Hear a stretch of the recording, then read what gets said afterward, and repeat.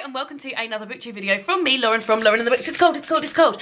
Today is my January at the moment video, my first at the moment video of 2020. And at the moment videos, they're not just involving me moving those things around down there, which is annoying.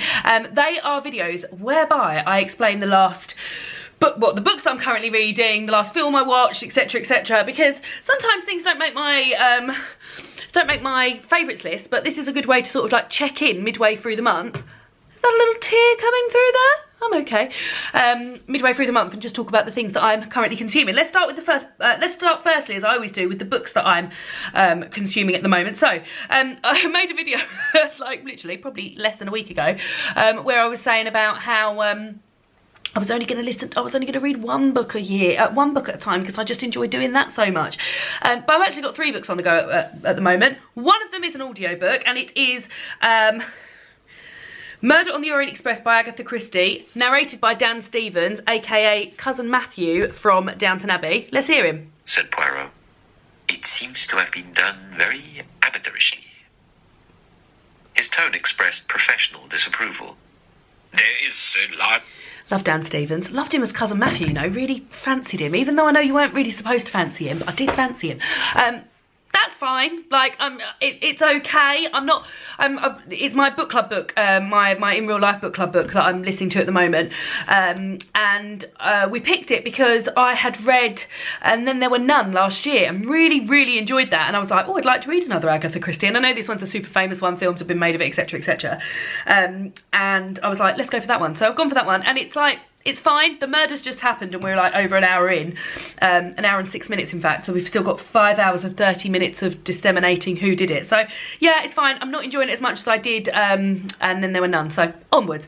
However, this next book is Waiting for Wednesday by Nikki French. You all know that I'm working my way currently through the Nikki French Frida Klein series. This is the 3rd one in the series. I am about 40 pages from the end. That's getting finished today. If I don't finish it in a moment with a cup of tea, I'm going to finish it in the bath this evening.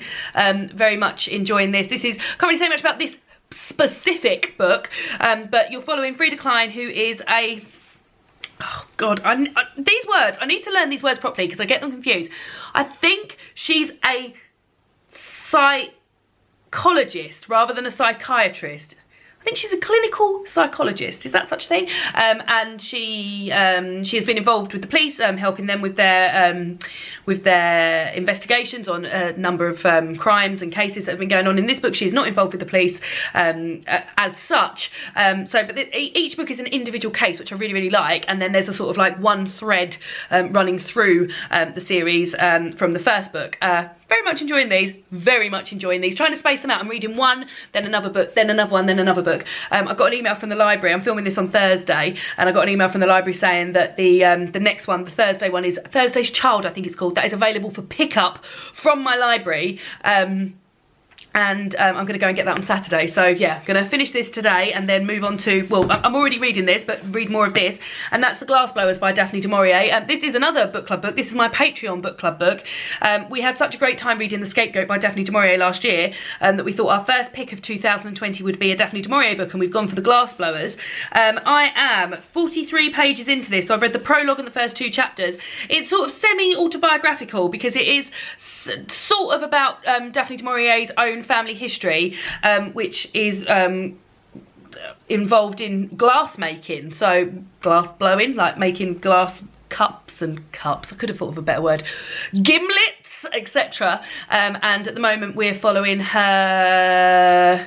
So we met the character of Sophie in the prologue. Yeah, so in the prologue it's 1844 and we met the character of Sophie, and then the 2 chapters following that we've gone back to how Sophie's parents met, and talking about her brothers and things like that. So yeah, we've moved on quite quickly for this much, so I'm wondering what's going to happen, but enjoying it. It's not my favourite Daphne du Maurier so far, but I'm enjoying it, and I'm enjoying the sort of like there's a lot of info coming across. I think that's what's making me think it's not quite like other Daphne du Maurier's I've read, because they're sort of like building atmosphere and things like that. And this just seems like there's a lot of info coming across at the moment. But I'm going to continue to read this, because we're talking about this for Patreon Book Club next Sunday. So those are the 3 books I've got on the go at the moment. The last film I watched, David and I watched a film last night. We watched a film called Fisherman's Friends. I will insert a picture of it here.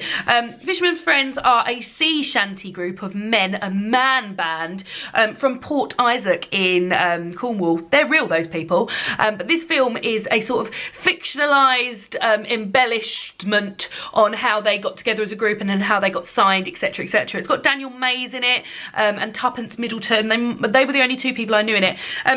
David is a big fan of this sea shanty group, and he has been to see them 2 or 3 times, I think, and owns some of their albums and enjoys their music, etc, etc. And he went to see this film at the cinema. I very much enjoyed it, and last night on the way home I said, oh, let's watch something that I haven't seen before. So he picked this, and like, it was fine. It didn't do anything exciting for me. If I hadn't been watching it with David, I probably would have turned it off. It's not bad. I think it's more of sort of like one of those like older people films. So if you're an older person, you might well enjoy this. But it was just fine. There was nothing super exciting about it for me. However, the next thing was super exciting, and that's the last TV thing I watched. I didn't watch any TV last night because watching The Wonderful Fisherman's Friends, but the night before that, on Tuesday night and on Monday night, David and I watched the whole series, the whole first series of Shrill, which is currently on BBC iPlayer. It used to be, it's made by Hulu, which is something you can't get in the UK, I don't think. And I knew that this was out, and I couldn't wait for it to come out here, and then it sort of like crept by. I didn't know that it was on iPlayer until we were looking at something else on iPlayer, and I was like, oh my god, Shrill was on there. So Shrill, you follow a character, so it's based on the book written by Lindy West, and you follow Annie, who is played by, I can't think of her, I think her name might be Adie. She's from SNL, because David knew about her anyway, and it's also got Lolly Adefope in it, who is one of my favourite British comedians ever. Like, I just love her. She was on, I got introduced to her on a series of Taskmaster a lot long ago, and she plays Fran, her best friend and roommate in this. And you're following Annie, who is a fat girl, and she's negotiating her life, and she's got a job that she seemingly loves, but she feels like she could be pushing herself a bit more. She's had a terrible time with men, and she's currently dating this complete douchebag, etc, etc. It's her life. It's like what I loved about Fleabag, but on the top of the fact that this girl is fat and looks a bit more like me. So I love it. It's so funny, it's so heartfelt. There's really touching moments in there. There's a moment where she goes to a pool party and she just sort of lets it, that was the moment that I saw a clip of that and thought, I want to watch that programme, and it's just this moment where she's sort of like feeling a bit self-conscious at a pool party. Everyone, it's a plus-size pool party, which I would fucking love to go to, and everyone's in like gorgeous swimwear and caftans and all, it looks amazing, and she's in jeans and a shirt, and everyone's dancing, and she sort of gets a little bit involved, and then there's just this moment of pure joy where she's just completely let everything go and she's just having a lovely time, and I just love watching it. It's just full of amazing big women. I think it's amazing. I love it. I love it. Like, I'm so happy. And also, I didn't even know this was going to happen, in a similar way that this happened to me with Fleabag last year. Watched the first series. The second series is coming out on the 24th of January, so cannot wait to watch that as well. So love it, definitely recommend. The last song I listened to, just listened to it now as getting all this stuff together, and that was Do I Love You by Frank Wilson, which is a Northern Soul song, and just love it. Really, really love it. Do I love you? That one. Really, really enjoyed it. Oh, my phone's just gone off. Oh, it's saying David, he's saying he's on the coach on the way home. The last podcast I listened to, now I feel like this podcast comes up a lot because I listen to it a lot, because there's one every weekday, and that's the Beyond Today podcast. This is a podcast run by the BBC, and every day they do a sort of like, I call it a deep dive, but the episodes are only like 20 minutes long. They look more into one of the news stories that are out at the moment. So, and I had a little bit of a backlog of these from last week where I hadn't listened to as many. So I listened to like 4 yesterday, and then I finished listening to my last one today. And today's one was called How Do They Decide an Oscar? So you may know that the Oscars have just come out, and all of the films that have been nominated, all the directors are men. There's very, very little people of a person of colour representation, very little, and this episode of Beyond Today was just going into details on how an Oscar is picked, and I did not know this. It goes to the people, so actors pick the lead actor, directors picked the nominations for director, etc, etc, and they get I've still got this tickly cough, guys.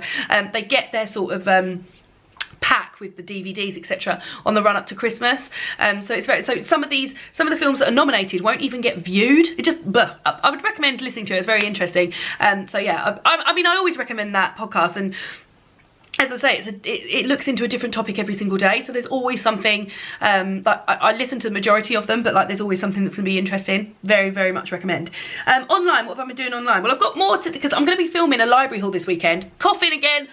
Can't stop coughing. Kept coughing last night, waking myself up, waking David up. Super annoying. Want it gone. Even bought cough mixture today. I'm going to be doing a video this weekend of a library haul, but more recently, and I'll go into more detail about that, I've joined a second library, a second council library. So I have been using their online catalogue, and I've been watching people's favourites videos, or watching people's videos where they're talking about favourite books from last year, or wrap-ups and stuff, and literally just being like, oh, interested. Going and getting it out from the library, putting a reservation on it at the library. So yeah, that's what I've been doing online. And then lastly, what is the last YouTube video I watched? And that's Letting You Choose My 2020 TBR by Lena Norms. Love Lena's channel. Love the fact that it's a booktube channel, but it's also got other really fucking interesting stuff on there that I'm really into, about fast fashion and climate change and feminism, and I just think she's amazing. And I really, really like this video, seeing the books that her Patreons and people that follow her have picked for her to read in 2020. I think it's a really great idea, and one that I keep getting reminded, but I haven't been able to buy myself a copy yet because I haven't seen it in any bookshops yet, and that's Red, White and Royal Blue, which I really, really, really want to read. It looks like a really fun, like really fun book that I just can't wait to get my eyes onto. So that's my January at the moment video. Let me know what you've been up to at the moment, what you're reading, what you're watching, what you're listening to, what podcasts you've been listening to. I feel like all of my podcasts are getting to the point where they're going on a bit of a hiatus, so soon I'll just be listening to The Archers and Beyond Today, because they're the only ones that are rolling. The rest seem to be going on a bit of a January break. That's it from me, and I guess I'll see you all again soon for another booktube video.